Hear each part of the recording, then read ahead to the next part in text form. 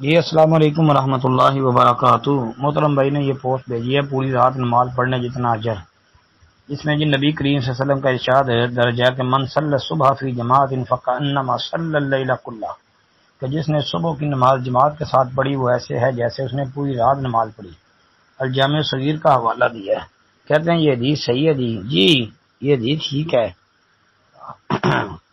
سنن ترمذی وغیرہ کے اندر بھی آتی ہے، صحیح مسلم کے اندر بھی یہ روایت موجود ہے، موطا کے اندر بھی آتی ہے، صحیح مسلم میں ہے، بالکل صحیح حدیث ہے۔ تو حدیث میں یہ بھی ہے نا، پوری روایت یہ ہے کہ جو بندہ عشاء کی نماز باجماعت پڑھے گا اور پھر فجر کی نماز باجماعت پڑھے تو وہ ایسے ہے جیسے اس نے پوری رات قیام کیا، پوری رات نماز پڑھی۔ تو یہ صحیح حدیث ہے۔ السلام علیکم ورحمۃ اللہ وبرکاتہ۔